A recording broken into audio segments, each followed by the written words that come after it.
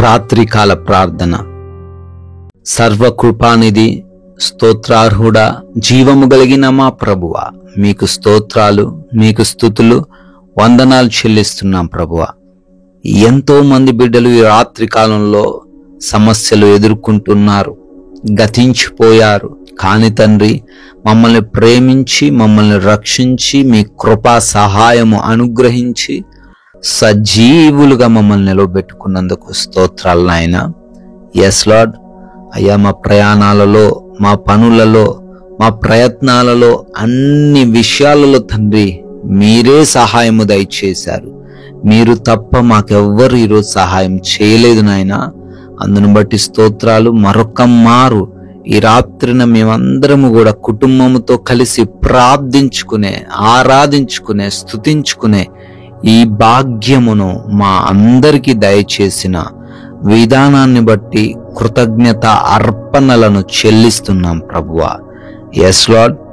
నీవు ఆయనకు ప్రార్థన చేయగా ఆయన నీ మనవిని ఆలకించును అని యోబు గ్రంథం 22వ అధ్యాయం 27వ వచనంలో భక్తుడు చెబుతున్నట్లుగా, అవునైనా ఎవరైతే మీకు ప్రార్థన చేస్తూ ఉన్నారో తప్పకుండా మీరు వారి మనవిని ఆలకిస్తారు.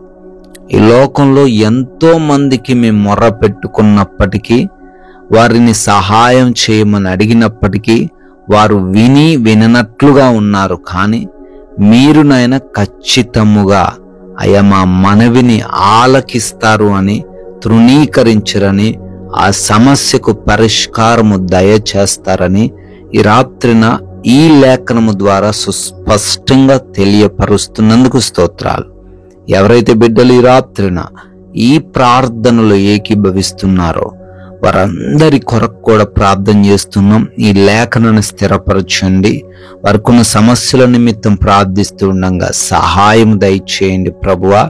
అయా, అరికాలు మొదలుకొని నడినెత్తి వరకున్న ప్రతి బలహీనత నిమిత్తం ప్రార్థన చేస్తున్నాం. విడుదల, స్వస్థత మీరే దయచేయండి. అంధకార క్రియలను యేసు నామములో లయపరచండి.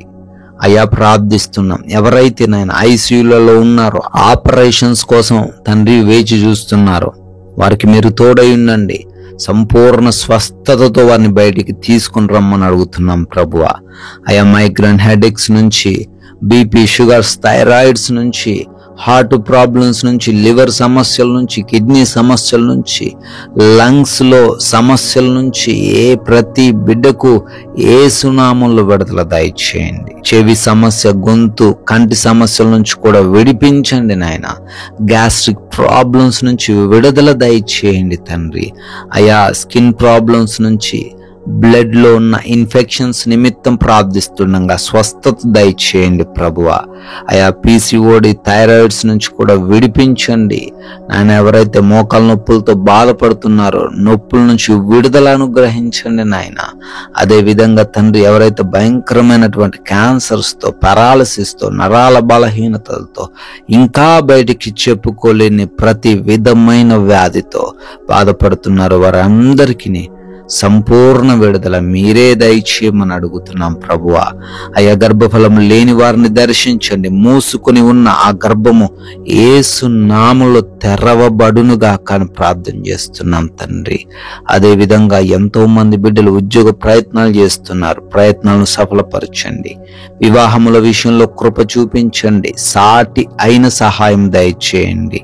గృహాల కోసం ప్రార్థిస్తుండగా గృహాన్ని దయచేయండి ప్రభువా.